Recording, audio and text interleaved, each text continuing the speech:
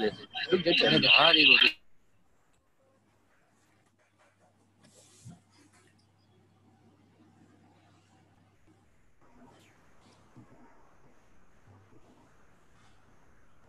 doctors. So, good evening. This is Khushbu Panchal from Harmonica Acumentis from Product Management Team. We welcome you all for this webinar that we have with our doctors. Dr. Kusum Verma is basically the founder member of Obs Gynae Society MAU. She is the president of Obs Gynae Society MAU, chairperson AICOG Kolkata 2008, and chairperson AICOG Varanasi 2012. She was a past president of IMA MAU and ex-vice president of UPNH. So let's welcome Dr. Kusum. And I'll also welcome Dr. Ekika Singh, who is our speaker. So Dr. Kusum, handing over to you. Hello, good evening to everybody.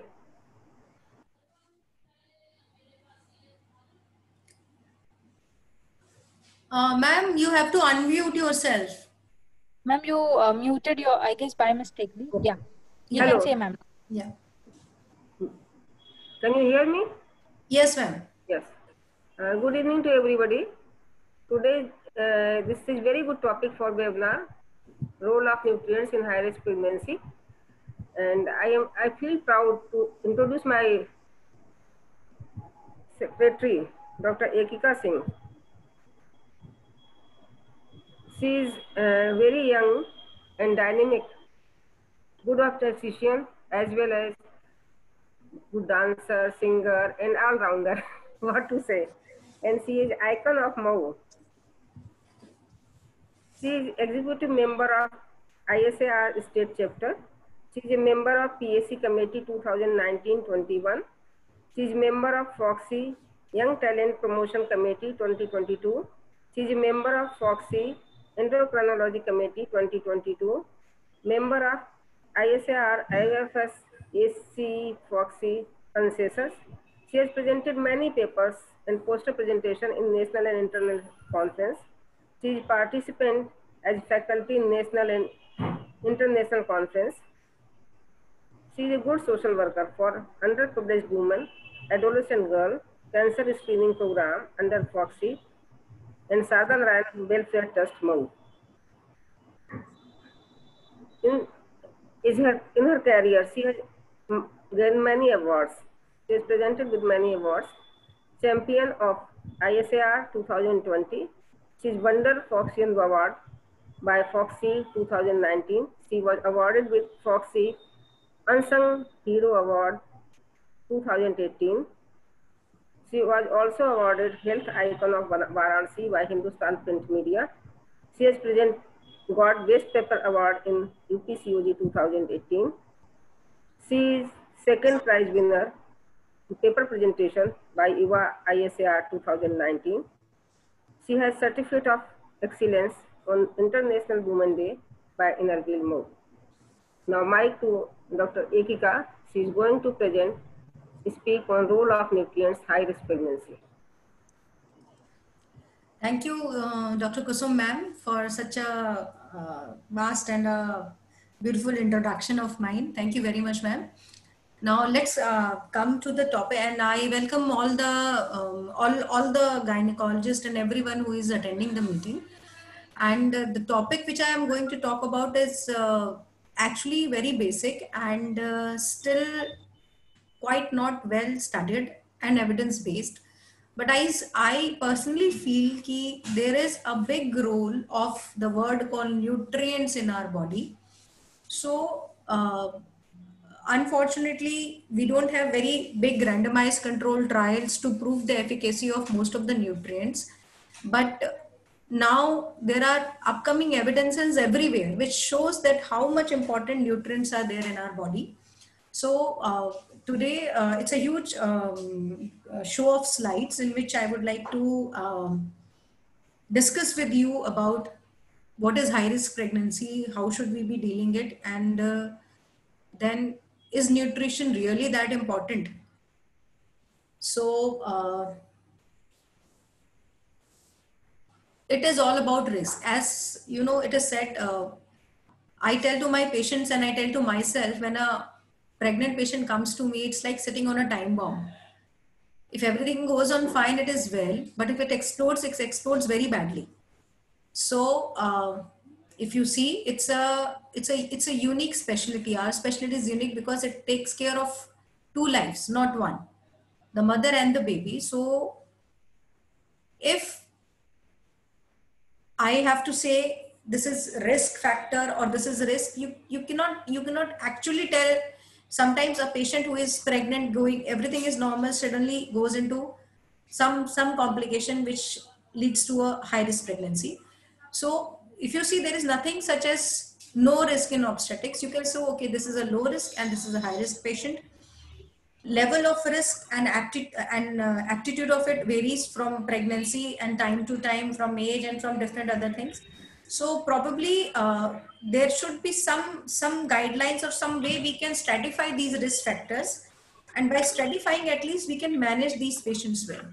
So how do you define high risk pregnancy? What is high risk pregnancy? If we say pregnancy is defined as high risk when the probability of an adverse outcome for the mother or child is increased over and above the baseline risk of that outcome among the general pregnant population.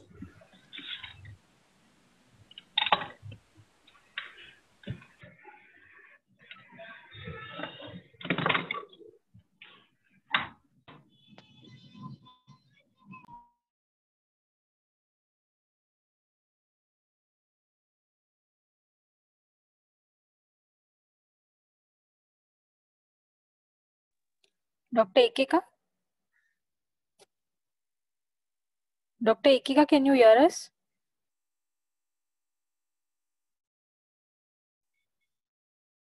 I guess he got disconnected. Just hold on for some time.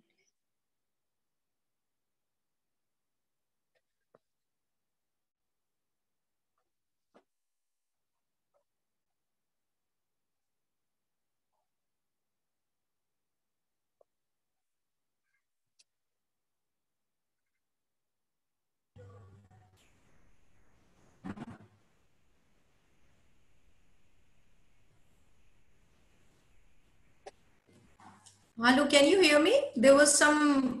Yes, ma'am, we can hear you. You can continue, ma'am. That's okay. Hello. Yes, ma'am, we can hear you. Can you hear us? Am I audible? Yes, ma'am, you're audible. Hello, am I audible? Yes, yes, you are audible. Ma'am, you are audible. Can you hear us? There was some... Yes. Can you hear me? There was some discussion. Now it is fine. Yes, yes, you are very Yes, good. ma'am, we can hear you. You can continue, ma'am.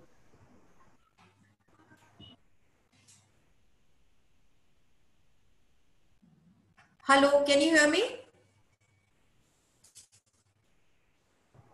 Ma'am, we can hear you. Dr. Ekika, can you hear us? We can hear you.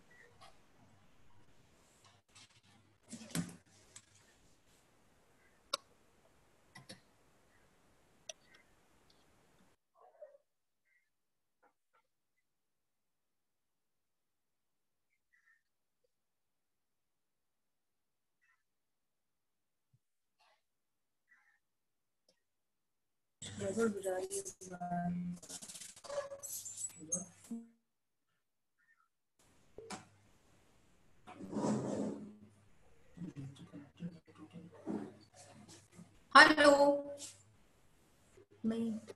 Dr. Ekika, can you hear us? You are audible, ma'am. कुछ तो देना बेटा शुरू हो गया था बच्चा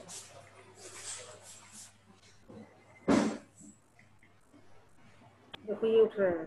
hello can you hear me Yes, ma'am, we ma'am can आपको hear you. आवाज आ रही है हाँ, हम सुन रहे हैं आपको. एकिका,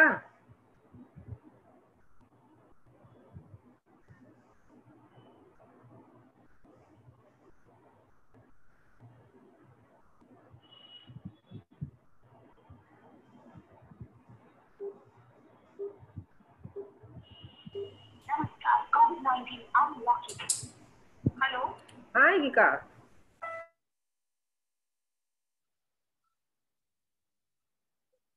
Dr. Ekika? तुमको नहीं सुनाई पड़? मैम आवाज आ रही है मेरी? मैम आवाज आ रही है मेरी?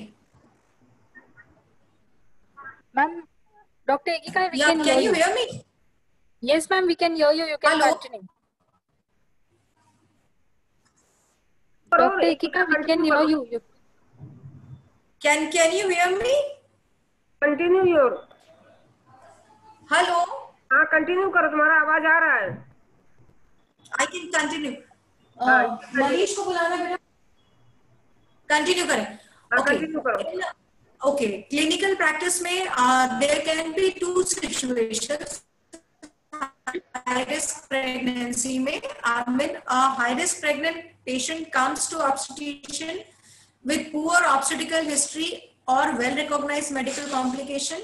So if a patient comes to us whom we know she is having some history or maybe some medical complication, then we can plan her antenatal. Most of the time in our daily practices, the patient who come to us, they develop unexpected complications. So these patients with unexpected complications frequently require difficult management decisions. So how can we identify these high risk patients? Are there any parameters which we can keep in mind so that we can in advance know that these are the patients whom we can consider to be in high risk? So if they become pregnant or if during this 9 month of course, these are the patients who require more attention than a normal pregnant woman. So there are several identification systems which are being used in which we are using different parameters to know whether the patient is high risk or not. So this is like a classification, you can say, high risk pregnancy. If you see for maternal and perinatal outcomes, so if it is an extreme of ages, any patient who is very young or any patient who is old, and specifically I feel if she is more than 35 or 38, and now with the advancement and more of IVF pregnancy coming up, we see patients, right, they are becoming pregnant. So they are patients who are high risk patients. Obesity is an independent risk factor. The thing which I'm going to talk about is nutritional deficiency. This is also one very big topic. Any patient who is having chronic hypertension, respiratory disease, cardiac disease, if she has a history of epilepsy, renal disease, hemoglobinopathy, psychiatric condition, or infection or drug misuse. So if we go to see maternal condition, any medical maternal condition which is there in patient before she is getting pregnant also makes her in a group of high risk pregnancy, because those involvement of other organs might have some impact on her pregnancy. Besides that, if we see the perinatal outcome, yes, as we know, bad obstetric history, recurrent pregnancy losses, prematurity, PROM, RH disease, diabetes, multiple pregnancy, or if she had any fetal anomalies, and very important, assisted conception, this also forms the group of high risk pregnancy. So what are the other things which we have to keep in mind? We have to keep in mind for patients who had placenta previa in their pregnancy or maybe growth restriction. Besides that, if she gives a history of preeclampsia, eclampsia, massive obstetrical hemorrhage, we do get patients who come to us that they tell us that in the last delivery they required 3 or 4 blood transfusions. So if we sit properly and ask them, then yes, sometimes you really come to know that this patient, though everything was uneventful, but suddenly during postpartum period, she had hemorrhage. So we should be prepared for it. Coagulopathy, amniotic fluid embolism, not very common, but yes, it also forms a, I wonder, amniotic fluid embolism, I mean, if it is there in the previous pregnancy and the patient survived, that's a good obstetrical care for her. Severe sepsis, place where Dr. Kusum Verma and I sit, and probably whoso all have joined us here. We all know we sit in an area where rural practice or maybe local practice is also very much prevalent, and sometimes patient comes to us when she is already in sepsis or in failure. So these are things forms high risk patients. Copeland scoring system. I just because I had to present this and then I came to know about this, I read about this and it is wonderful chart. I feel everyone should be having this chart if we really want to score about the patient status. This chart is divided into three parts. One is reproductive, one is medical, and one is present pregnancy. So in reproductive, if you see, we have age parity. Age less than 16 is given 1 score, 16 to 35 0, more than 35 2. Now parity 0 is 1, 1 to 4 is 0, and if more than 5 it is 2. 2 or more abortion or history of infertility forms 1. Postpartum bleeding or manual removal is 1. Child with less than 9 pound 1, more than 9 pound, less than 5 pound is 1. Toxemia or hypertension 2. So these are all the points. If you calculate all of them, again the medical or the surgical condition associated, they are being also scored with the point. And if you see, gestational diabetes is called A and class B is the other diabetes. Cardiac diseases, they form 0.3. Say similar way, if you see IUGR multiple 0.3. So you calculate all the score together. Low risk is 0 to 2, high risk is 3 to 6, and severe risk is 7 or more. So a simple chart, I think we all should have in our rooms, just to chart and know what kind of a pregnancy we are dealing with. So if you categorize all these pregnancies, we can have some type of subset in these patients. High risk mother with high risk infant, like severe hypertension, in which you have IUGR also setting in. So this jeopardizes both mother and the fetus. High risk mother with low risk infant, like mostly maternal asthma, or if she had a history of venous thrombosis, in which generally the fetus are not that much affected. Low risk mother but high risk infant, normal pregnant fetus, but somehow the fetus is compromised. Maybe this is the group which forms the nutritional deficiency, because to see a very evident change because of nutritional deficiency, probably we might not see, but the moderate deficiency also can jeopardize the fetus. Low risk mother and low risk fetus. So these all things, if we keep it in mind by categorizing this high risk pregnancy, we can accordingly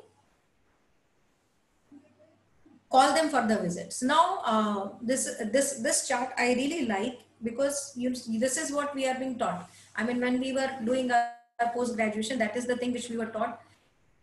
This is how we come. First visit 16, then 24, then after 1 month 28. And when the patient reaches 30 weeks, then you show to your obstetrician every 15 days. And after 36 weeks, it should be every week. 37, 38, 39, 40, 41 till the time delivery occurs. So this is the chart which we generally follow for past 80 years. And in this, if we see, we have really concentrated a lot on third trimester, because third trimester is the time where we think the most of the complications occur. But if you go to see, generally the onset of most of the complications are now with the advancement of the care and the assessment and the beautiful radiological interventions and the blood test which we have in our hands. We have seen, and the data and studies have come which has shown that whatever you see in third trimester is basically because of something which is happening during the embryogenesis period, that is first and the second trimester. So if we can concentrate more on these trimester and reverse our pyramid, concentrating more in first and second trimester, basically we can, control many of the diseases, or even if we are not able to control, at least we can give a fair chance to the mother and the fetus to be not very much compromised. So it is like with the advancement in obstetric cares, more assessment and intervention at 11 to 13 week can help us in precision. Traditional pyramid care should be inverted. So first trimester rather than third trimester. This is 2003 by Dr. Kam. And I also do support it, specifically because we name any of our complications. If we are thinking of IUGR, if we are thinking of preeclampsia, so any of these things, their beginning, it starts right from the first and second trimester. So if we can intervene during that period, probably there will be less harm. So how it is going to help? I mean, this is the chart which can be followed. If we focus more on 11 to 13 week visit and we do rest of the things properly, then we can during that period also stratify, okay, this is the low risk and this is the high risk. So low risk pregnancy can be dealt with in a different way, and a high risk pregnancy can be given more of importance. Now, as we know, we are developing countries, and yes, we have a lot of malnutrition. We have a lot of pregnant women who are who might not be even going for proper antenatal check-ins. So because of all that, we do have lot of, still, even though we are working a lot, still we have lot of maternal and fetal morbidity and mortality. So in India, 20 to 30% pregnancy belong to high risk category, which is responsible for 75% of perinatal morbidity and mortality. And in worldwide, if you see, every year 5,29,000 women die globally due to pregnancy related causes, which is pretty high in number. Now, since my topic is about nutrition, so obviously high risk pregnancy have a different categories and then different way of medical management of those categories. I'm not dealing with that. We are going to talk about nutrition. Does it matters? So if you ask me, yes, it matters. It matters not only for pregnancy, it matters for every human being, be it a child, be it a male, be it a female, be it young, be it old. So nutrition may be defined as the science of food and its relationship to the health. Dietic is practical application of principle of nutrition. Good nutrition means maintaining a nutritional status that enable us to grow well and enjoy good food.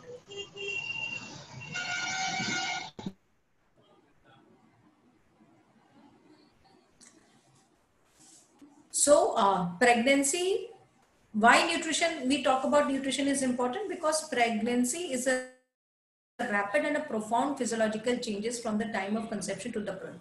So there is a lot happening in the body during pregnancy, and yes, it has to support not only the mother, but it has to support the child. So we know that the nutritional requirements during pregnancy increase to maintain maternal metabolism and tissue acceleration while supporting fetus growth and development. So poor dietary intake or deficiency in key macro and micronutrients can therefore definitely will have impact on pregnancy outcome and neonatal health. Although a healthy and varied diet remains the preferred means of meeting nutritional requirements, some nutritional needs in pregnancy are challenging to meet with diet alone.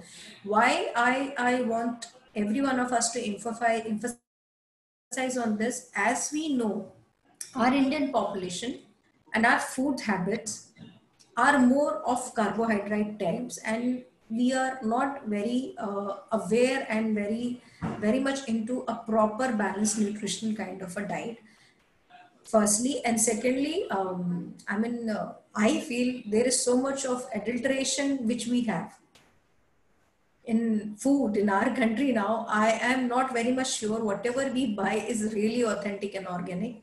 So when we know that there are things which are not available, then we have to bypass it and just to see what else we can do to correct it. Progesterone.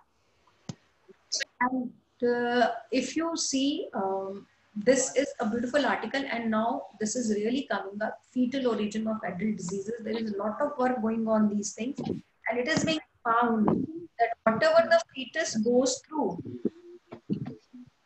during the embryonic period and during the 9 month of course in mother's womb will affect his or her adulthood. So it is now widely accepted that the risk of number of chronic diseases in adulthood do have their fetal origin. So at the time of conception, maternal nutrition is an important determinant of embryonic and fetal growth. Placenta and fetal growth is most valuable to maternal nutrition during pre-implantation period and period of rapid placental development. Most organogenesis occurs 3 to 7 weeks of this period. In the first few weeks of pregnancy, typically before pregnancy is confirmed. So a good and balanced nutrition is the key role of preconceptional care. And I tell you, if I have friends who are there in States and UK, and the only thing which is being prescribed to them is preconceptional vitamins. This is what they are being asked to take, because yes, that what matters a lot. So now let us talk about hyperhomocystinemia. Why hyper? What is the adverse pregnancy complication because of that? And by taking what simple things we can at least avoid few of these complications. Now, homocysteine, why it is important? Homocysteine is an intermediate product in metabolism of essential amino acid methionine. And why I am talking this in nutrition? Because folic acid, that is folate and cobalamin, they are involved in remethylation of homocysteine to methionine, which is an important part because these all things forms, you know, the basis of purine and pyrimidine basis of DNA. So these are very important nutrients. Vitamin B6 is a cofactor of transsulfuration of homocysteine by way of cystothione to cysteine.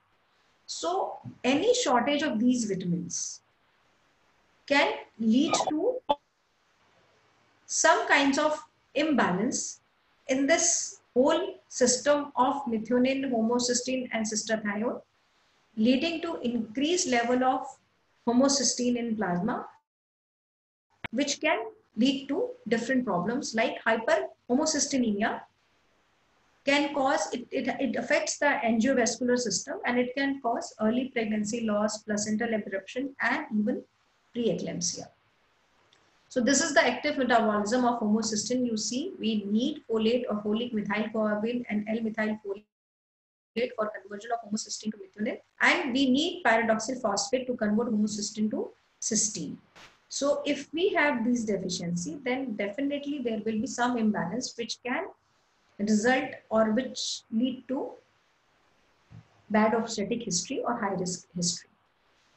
So homocystinemia, there are three things. It can have a genetic factor or it can have a Priyanka, hello. Yes, ma'am. Can you tell this? There is Dr. Zainab Khatun. Can you please? I don't know. She just can she put her video off? Okay. Dr. Zainab, because that is not under our hand, ma'am. We can mute and unmute. Dr. Zainab, you need to put your video off yourself. Please, can you do that? Yeah, thank you, ma'am. Thank you. Yeah, because it's disturbing me a bit. Thank you very much. Thank you very much. Yeah, thank you very much. Sorry, Zainab. Actually, थोड़ा सा distraction हो रहा था मुझको, इसलिए I requested you to do that for me. Thank you very much. Okay. Now, homocystinemia can have genetic factor and environmental factor. Genetic factor हमारे हाथ में नहीं है. This is because of mutation in MTHFR gene, जिसके ऊपर बहुत काम चल रहा है. And secondly, cytothione B synthetase gene, which is not in our hand. But what is in our hand is environmental factor. Diet poor in folate, vitamin B12 specifically with other vitamins deficiency can cause hyperhomocystinemia because of lack of these vitamins which are required for the different conversion. So hyperhomocystinemia is risk for recurrent pregnancy. It has been associated with 2 to 3-fold increased risk of PIH, abruption and IUGR in these patients who have the deficiency and along with the genetic causes. So these are few papers which are being published about the role of the treatment of hyperhomocystinemia, and if you go in details of these papers, there's a lot which is being mentioned about the folates and the vitamins, the vitamin B and folic acid, which forms the key role. See, everything in body, if we break down that, break it down to the the molecular part, then it comes out to be minerals, vitamins, and trace elements which are definitely required for different other works. So if we think they are not important, I don't think so we can just underlook them and think that they cannot be the cause of things.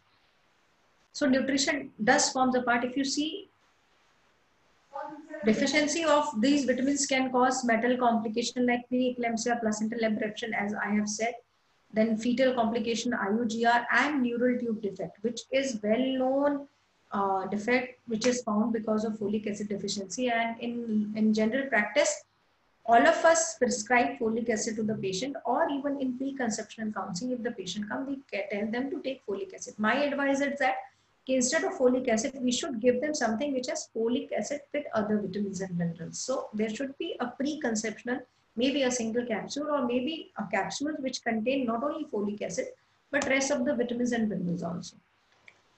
So this is the study which shows BOS reduce. So let's come to the nutrient I'm talking about, folic acid. Why is folic acid so important? Why we think folic acid is important? It's a part of vitamin B complex. So folic acid along with vitamin B12 is important for formation of RBC. So when we see anemia, अगर anemia की patient है, so it not necessarily it could be iron deficiency anemia. We have to look for vitamin B12 deficiency also. And general blood picture. Generally, when the patient of anemia comes, what we do, we see her hemoglobin, if it is 5, 6, 7, 8, 9, whatever it is, we label it ki iron deficiency anemia hi hoga. We try to fortify with iron injections. But I think if we go and see for the general blood picture, there are many patients who come with vitamin B. I have seen at least 4-5 patients who had vitamin B12 deficiency and macrocytosine. So this is what you get on the peripheral blood picture. Besides the part of RBC, we have these requirement of these vitamins for the formation of purine and pyrimidine, which are the basis building blocks of DNA of each and every cell. So we have come down to this molecular level with these nutrients. So they are important. Yes, they are important. Mostly these are the diet which are rich in folic acid. Generally, people don't have deficiency, but as I remind you, during pregnancy, your nutritional requirement increases and it is more than that of pregnancy. So, and as far as Indians, we do have our diet deficient in many of the things. So taking a capsule of multivitamins is always beneficial for these patients. So folic acid in preconceptual period, if you go, there are a lot of studies which have told so many things that it is helpful for neural tube, congenital high urinary tract, renal defects, and a lot of studies are there, specifically folic acid and multivitamin supplements among reproductive age to reduce the birth defects. So now the thing is that there is a lot of debate going on. I mean, now see, when we were practicing in the early phases, we used to be told folic acid dena hai, folic acid dena hai, and then suddenly things come out, ma'am, L-methyl folate dijiye, L-methyl folate dijiye, this is better. Why? Because of deficiency of that gene, MTHFR gene, which converts folic acid to L-methyl folate. L-methyl is the active component of folate, which works in that chain which I have shown you. So many a times, and this mutation MTHFR gene,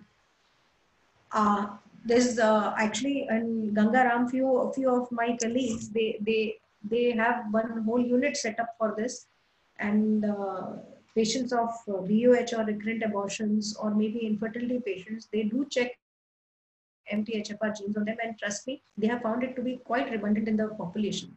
So we have come with a drug which is more active than folic acid, and that is L-methyl folate. So L-methyl folate can be also, should be used because instead of folic acid, as being told by few of the studies and some of the recommendation. So L-methyl folate is already broken for those who lack the ability to break down the folic acid on their own. It affects the distribution of folate and maintain a delicate balance between folate of nucleotide synthesis and those of methionine synthesis. So the enzyme which converts folic acid to L-methyl, if there is some deficiency, and there are found some genetic changes in this enzyme, so because of this now it's better, I mean its breakdown product is available, then why shouldn't we be taking this?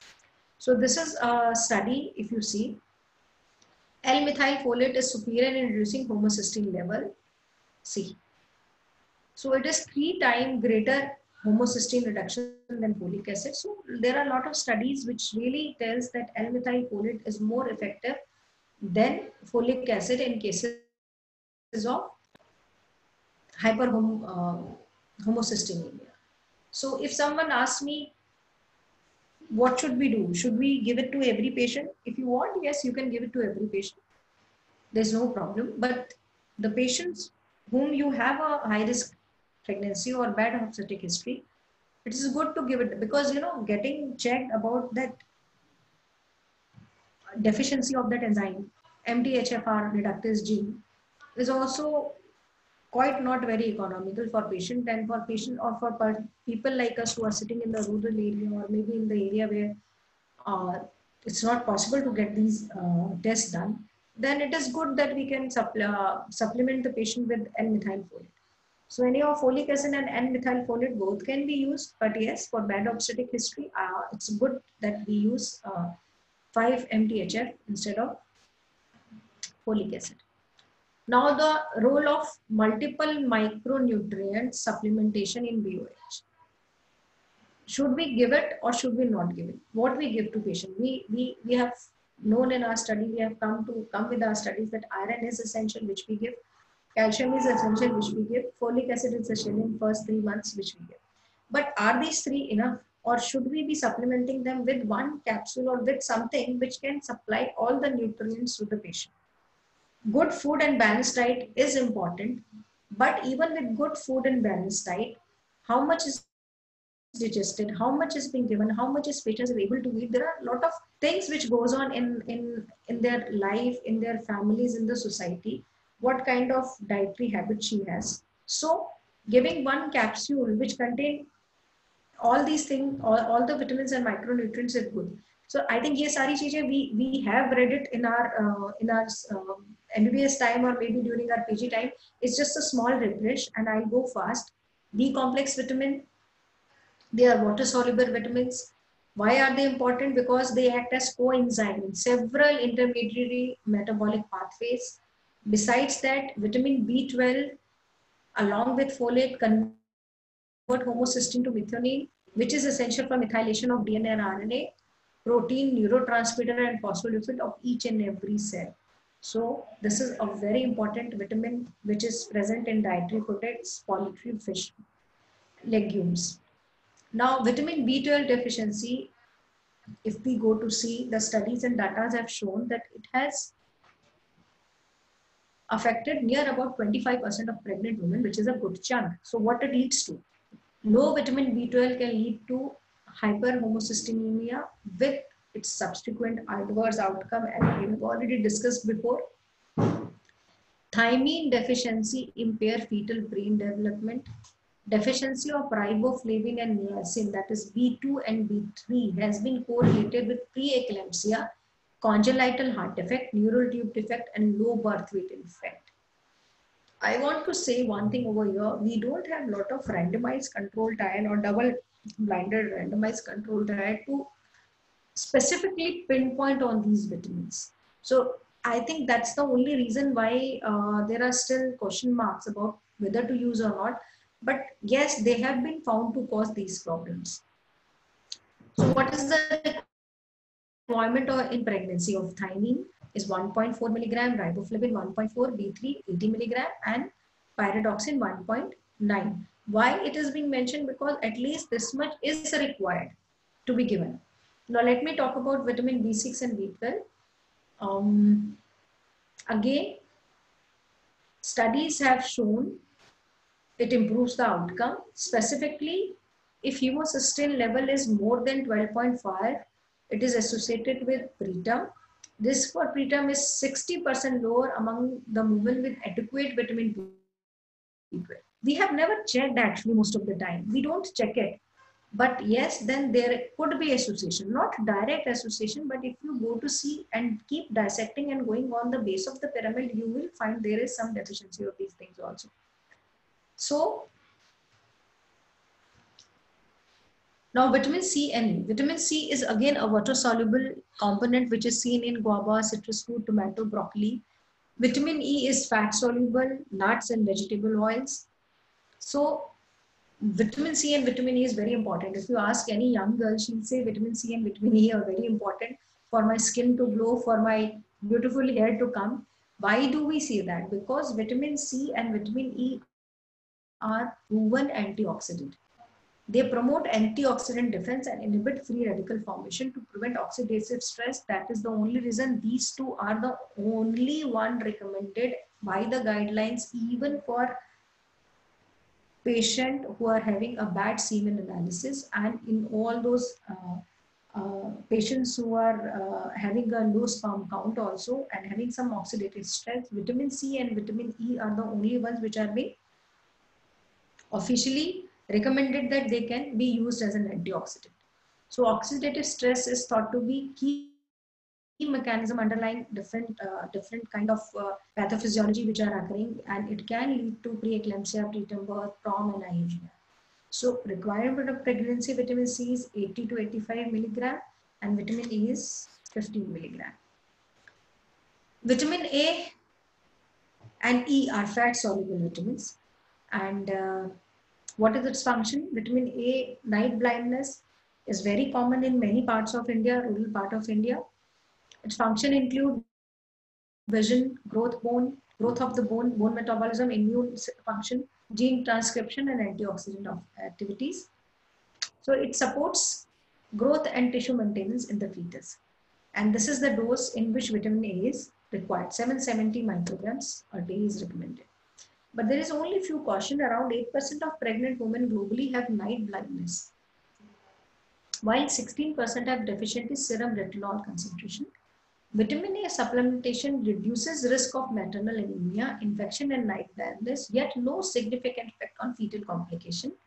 However, upper limit of vitamin A of more than 10,000, that is 3,000 microgram retinol during pregnancy, is not recommended, as some studies show some birth defect in higher doses. So we have to be cautioned while we are giving vitamin A. Vitamin D, lot are being studied. Vitamin D is one compound which we are talking not only in pregnancy, but I tell you, we do talk about vitamin D supplementation even for IVF patients, for the patients in which we want some quality improvement of the oocytes. So they work at that level. Vitamin and calcium work even at that level. And now there are a lot of studies which are coming that giving an antioxidant to any infertile couple before taking them for IVF is also beneficial. These all are empirical treatments. Again and again, I'm telling you, there are, because of lack of huge trials, not much can be said, but yes, there are empirical treatments and there are evidence that they are helpful. So globally, it is estimated that 40 to 98% of pregnant women are vitamin D deficient. And even I was surprised, thinking, I thought that we are quite exposed to sun. So mostly Indians and us population will not have vitamin D sufficiency. But to my surprise, vitamin D deficiency is very, very common, and even serum calcium values are also pretty low in most of the patients, whether they are pregnant or they are not pregnant, whether they are male or female, anyone. So what could be the cause? Low intake, dark skin, and lack of sunlight exposure. So maternal vitamin D deficiency has been associated with neonatal rickets as well as multiple adverse pregnancy outcomes.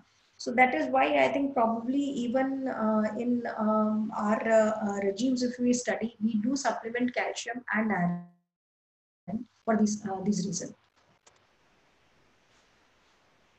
So multivitamin supplements in preconceptional care. So as what I said, it is always good that multivitamin supplementation with folic acid can be given, should be given, because it has a protective effect on neural tube defect, cardiac defect, limb, and orofacial defect. There are few studies, this is all which is being mentioned in studies, giving these multivitamins preconceptionally also may reduce the risk of spontaneous abortions. So all women of reproductive age should be encouraged to take a folic acid containing multivitamin supplement for purpose of supporting healthy pregnancy outcome and prevent congenital anomalies. This is a very strong recommendation, quality evidence too, which is very good. So if you see in Europe and in States and even in UK, for preconceptional advice, they are being given a single multivitamin tablet to be taken, maybe for a month or a 2 month or whatever it is. So this practice is good and we should also be doing this. Minerals and trace elements, I'm not talking about iron, because iron is what is again a big topic and most of us know about it. So let me go on. Deficiency of micronutrients during pregnancy, again and again one and the same thing. Because of this, there will be some cases, some hypertension, impairment of fetal function, development and growth, which can be seen in the patients. So maternal nutrition and pregnancy outcome. Preconceptionally, there are studies which shows, several nutritional deprivation studies shows preconceptional decreased fertility, increased neurotive defect. First trimester may increase stillbirth, early newborn death. Second and third trimester, low birth weight, small for gestational age and preterm birth.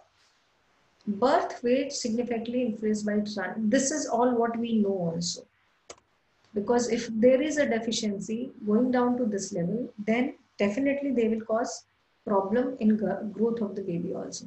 So it's a nutshell which is being written why they are important. Folic acid for NTD and reducing homocysteine level, iron for anemia, preterm delivery, mental retardation, and a lot of things which come along with iron deficiency, which is again a different vast topic. Iodine, SES, hypothyroidism, fetal growth development, cretinism, hypothyroidism, subclinical, even clinical hypothyroidism, or hypo or hyperthyroidism in female should be treated, should not be ignored, specifically in pregnant women, because not only it jeopardizes fetus, but if untreated, it can lead to maternal morbidity and mortality also. Thyroid storm or myxodermosarcoma, specifically myxodermosarcoma, has a very high mortality, maternal mortality, nearly reaching to 30%. So this is what has to be kept in mind.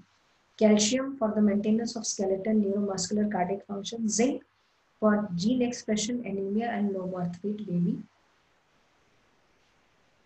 Vitamin A, IUGR, preterm, low birth weight, placental abruption. Vitamin D, again skeleton formation. Vitamin E, cell membrane protection. Copper, anencephaly, low birth weight, again NTD, dysfunction of brain. So you name any vitamins and then you will find, yes, there is some kind of if they are deficient in a good amount, then they will definitely lead to some kind of bad obstetric history. Zinc deficiency is being associated with impaired immunity, IUGR, long labor, PIH. Magnesium in pregnancy helps build and repair mother tissue. So severe magnesium deficiency may add to preeclampsia. So probably very severe deficiency of these things are only there in cachexia patient or who are chronically ill.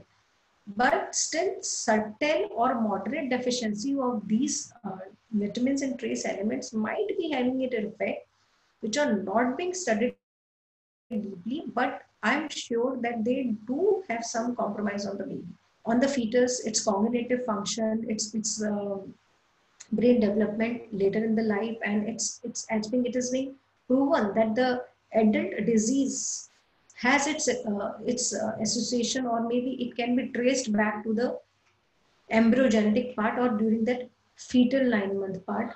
So keeping all these things in mind, this is about thyroid deficiency. And I think the lastly I want to say, micronutrients can be into vitamins and minerals. These vitamins are water soluble and fat soluble. So water soluble we know, fat soluble we know, and these are the minerals which forms the backbone, if I say. So these are some evidences and professional body recommendation which have come up. So according to UNICEF, this is the dosage which is required. Prevention and controlling micronutrient deficiency in population affected by an emergency. This is what is required. Multivitamin and mineral supplement for pregnant and lactating mother.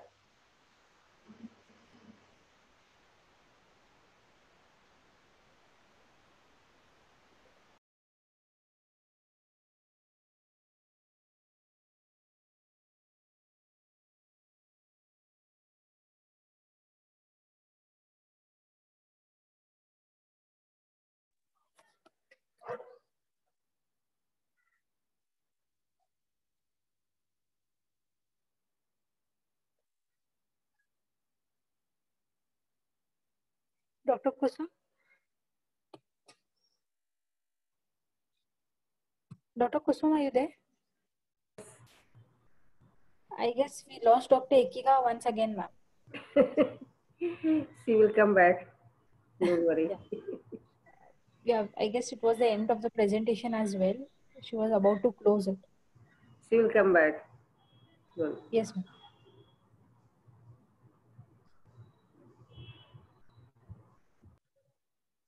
Till that time, doctors, if you have any questions, please drop it in the chat box. So once Dr. Ekika is in, we can answer the questions, please. Or you can raise your hand also. If you have questions, we can unmute you and you can talk now.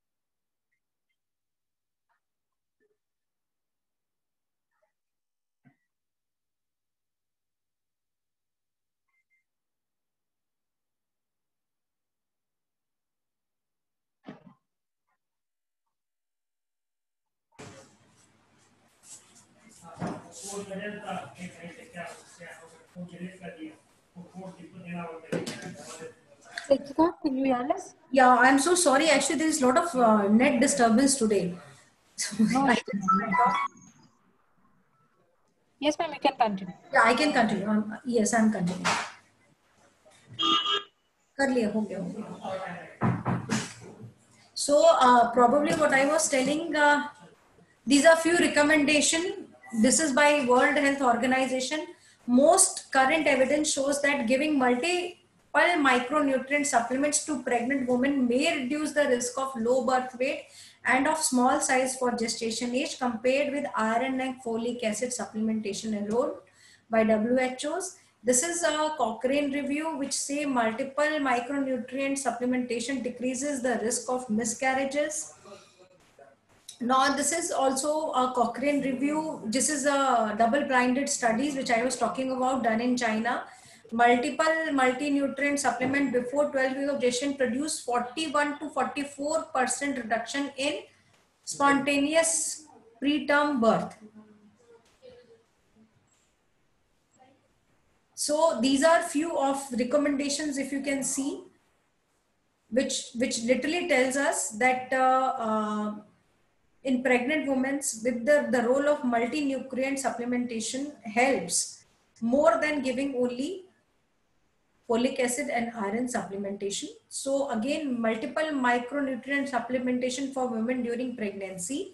If you see the replacement of iron and folic acid with multiple nutrient supplement containing iron, folic acid and containing these two, in low and middle class in middle income countries where MN deficiency are common among women with reproductive age. So probably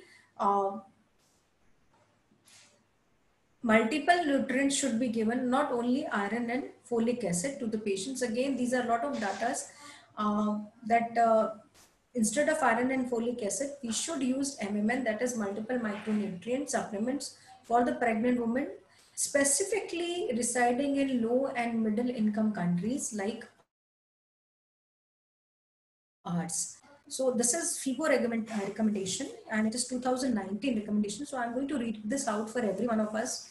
Consultation with a nutritionist such as registered dietitian is appropriate and recommended for women with special nutritional considerations, specifically the vegetarian and vegan diet, and the ones with multiple gestation, obesity or overweight, prior history of bariatric surgery, diabetes, hypertension, gastrointestinal disorder, and other conditions. Pregnant women taking multiple micronutrient vitamins should be advised to take no more than 1 daily dose of multiple micronutrient supplement as indicated on the product table. Iron, folic acid, and iodine they have mentioned. Pregnant women should take continuous or intermittent iron supplementation at the first prenatal visit or as soon as for preventing anemia at term. Iron absorption can be enhanced in association with vitamin C. Again, the folic acid, women who plan to become pregnant or who are at childbearing age and are not using a contraceptive method, or women who do not have risk of neural tube defect should use 400 microgram of synthetic folic acid if they are planning, or if she had any previous this kind of a problem, she should be advised to take 400 microgram per day. For both regimes, supplementation must begin at least 30 days before conception. Folic acid supplementation after first trimester might be considered in order to prevent the decline in serum folate. The dose should be up to 0.6 milligram per day. A higher dose should be avoided. So about iodine, women who are planning pregnancy and those who are pregnant should supplement their diet with daily oral multiple micronutrient supplement that contain 150 microgram of iodine in the form of potassium iodide. Pregnant women should be encouraged to routinely use iodinized salt, which actually we use in our country. Most of the places, by again say, not in many rural countries. So bad obesity history, this is the nutrients and this is what it causes.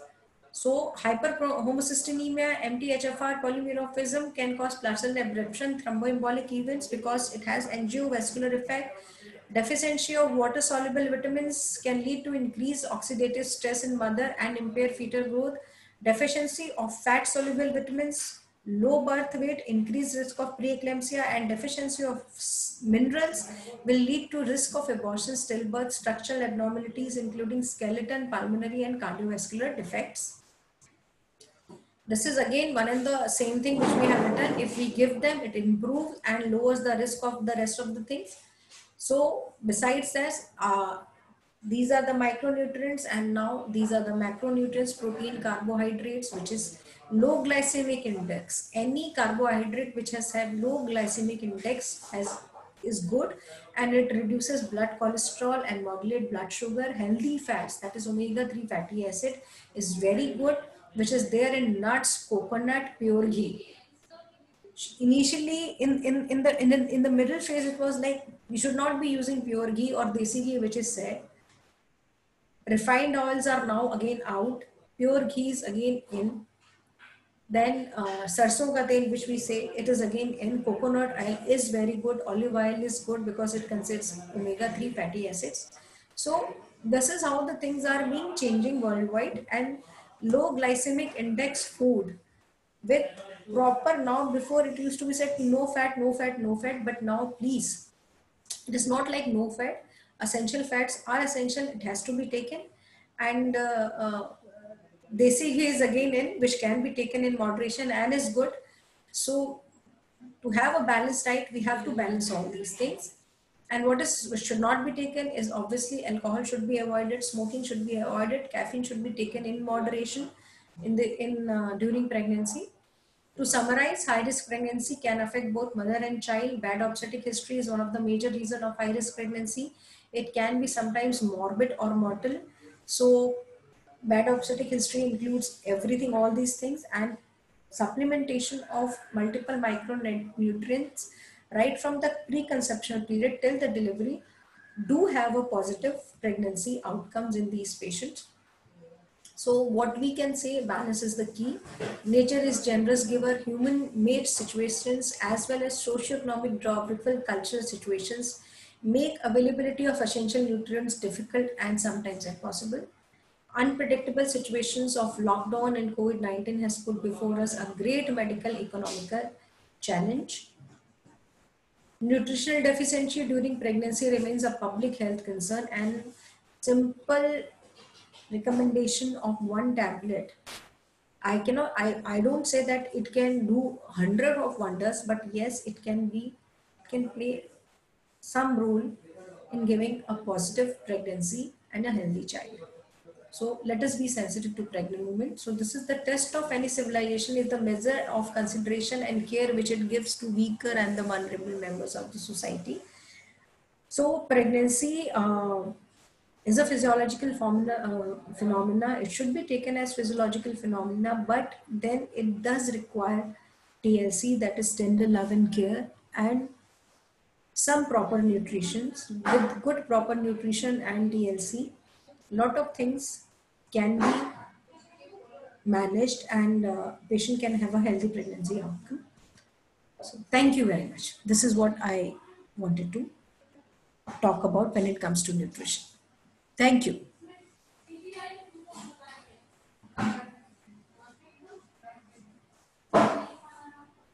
Thank you, Dr. Ekika. Doctors, if you have certain questions, can you please raise your hand so we can unmute you and we can just have a talk.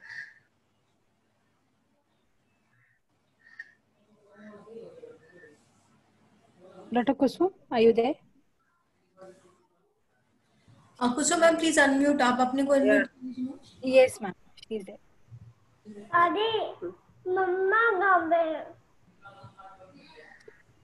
मम्मा कब है? उनको क्या करने? हाँ?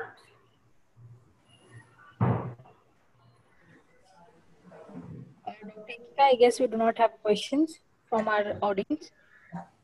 Anything? Dr. Kusum, you want to discuss? No, she has discussed all the things. Nothing to add. She has deliberately, she has covered all the things in detail. Yes, ma'am.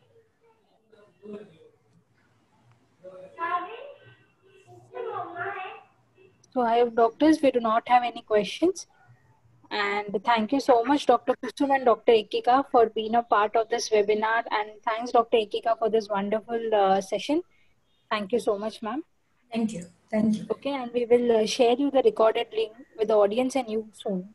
Okay. Thank you. Thank you. Thank you, Dr. Kusum. Thank you, Dr. Ekika. Have a good day, ma'am. Thank you. Thank you. Thank you. Thank you, ma'am. Thank you. You can log out, ma'am. Thank you.